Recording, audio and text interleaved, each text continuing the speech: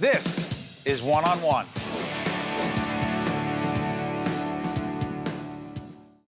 Brought to you by the New Jersey State Nurses Association and the Institute for Nurses.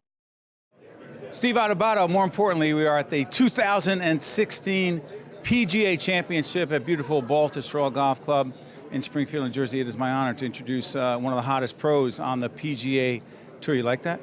I like that. It's true. He's Morgan Hoffmann, PGA Tour Pro and the Health Ambassador for Horizon Blue Cross Blue Shield New Jersey and RWJBarnabas Health. Jersey guy, right? Correct. Yep. Wyckoff, New Jersey. When did you get into golf?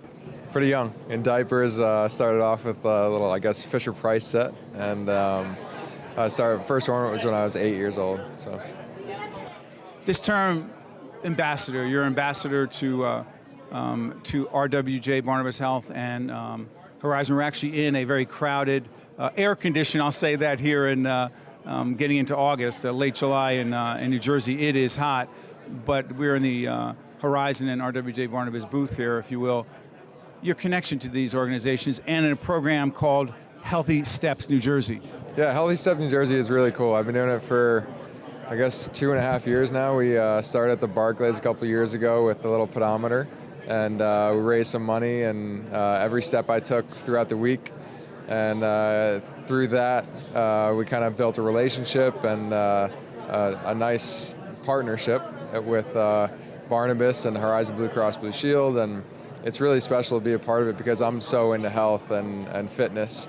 My regimen with working out and eating is pretty strict, and they are very strict with their rules and regulations for teaching young kids how to become healthy. Talk about the connection, Morgan, between golf and mental and physical health, because it is very clear. It is, yeah. I mean, it's a long day out there. We play, on average, it's like 5-hour rounds on the PGA Tour, and now, especially in the summer, it's hot. But, there's more guys now that are younger. Every young guy is an athlete. It's not just golfers out there that are walking around or in golf carts. And, look at Rory McIlroy, his transformation from when he was younger, a little overweight, and now he's working out and hitting it further. And I think it's a good person to look after and learn from. Well, let's talk about this, though. I was just telling you about our sons who are 12 and 13 as we do this program.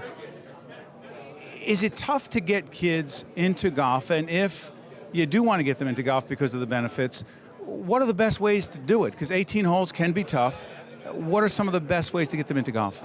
I think the best way is to treat them like a kid, Anything that is fun for a kid that will attract them. So keep it short and simple. If they love the game, then let them do it. If they don't, let them, go play baseball or do whatever they like. I think a lot of parents pressure their kids into doing things and take them to the range. And I think Topgolf is an amazing new thing for the game of golf because it's something that's fun and gets them not on the golf course for 18 holes and 5 hours. And but for kids, I think just keeping it simple, have a chipping contest with buddies and friends or your parents, and just have fun, keep a smile on their face. You don't have to do all 18. Exactly. Talk a little bit more about your Jersey roots, right? Born and raised in what town? Wyckoff, New Jersey, yeah. The connection between golf, New Jersey, and the importance of the PGA Championship being right here at this gorgeous golf club at Baltusrol. Yeah, it's really cool. I did an outing at Siwanoy Golf Club, which was the first PGA Championship in New York, up by Westchester, the other day, and it's really cool to be here, part of Baltusrol, and having any golf tournament in New Jersey, especially the Barclays, for the most part every year. This year, I think it's at Bethpage, and it's really cool. I think New Jersey is, and the New York City tri-state area is really cool, and they're big supporters of golf, and especially when big tournaments like this come into town, it's amazing that the turnout today. Looking at what does it do for a state, from a media perspective, from an economic perspective? What does it do? It does a lot. I mean, it does a lot for the course, the area around, and I was just talking to one of my friends who owns a restaurant in New York City, and it blows up this week. I mean, any week where a PGA Championship or PGA Tour event is that week. It blows up around the area, and it's great for the economy, and I think the fans come out and have a good time. Let me ask you this, put you on the spot. There are rankings in the PGA, and they change all the time, right? There are a lot of folks watching you right now who are Googling you and want to see where you rank, but more importantly, you're a pretty young guy, and you have a bright future. Talk about what you'd like to accomplish on this tour.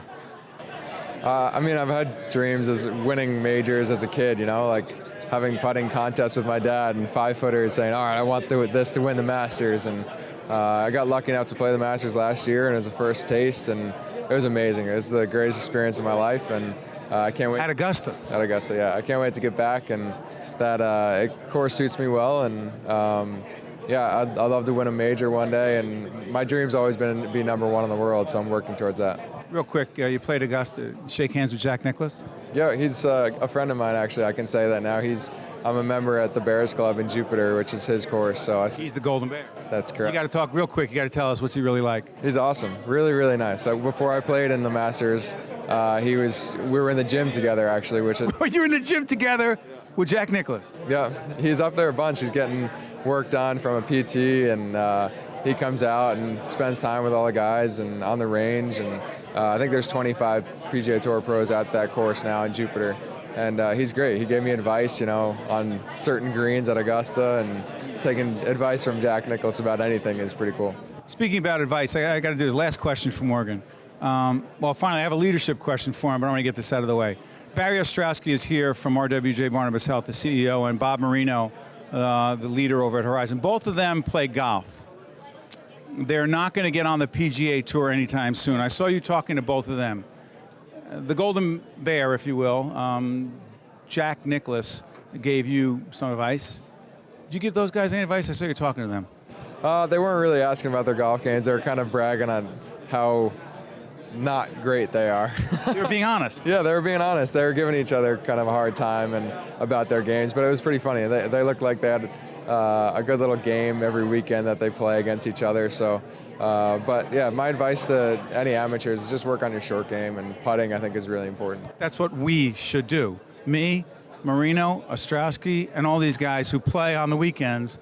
The advice for everyone watching right now is not see how far you can drive that ball, but what, Morgan? Yeah, work on your short game. Don't try and swing hard. Just keep it simple and smooth. This is coming from Morgan Hoffmann, PGA Tour Pro and Health Ambassador for Horizon Blue Cross and Blue Shield of New Jersey and RWJBarnabas Health. All right, last one. Ready? I ask all the great leaders this question.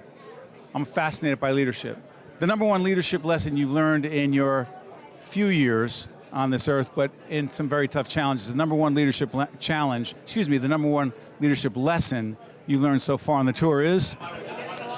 You know, lessons, I can't really put a pinpoint on it. I've learned so many things from great guys. Phil Mickelson, I play most of my practice rounds with Charles Howell, and he's big on just treating everybody like you want to be treated, you know, the golden rule per se. And honesty is key, I think, especially in business. You know, just being upfront and not hiding anything, and just tell them how it is. And I think that's really important with talking to yourself and with your employees. For someone who didn't have any leadership lessons, you just gave a few out. Thanks so much, Morgan. Appreciate it. Yeah, anytime. All the best on it. Thank you. Brought to you by the New Jersey State Nurses Association and the Institute for Nurses, the New Jersey Education Association, the North Ward Center, and by the New Jersey Office of the Insurance Fraud Prosecutor.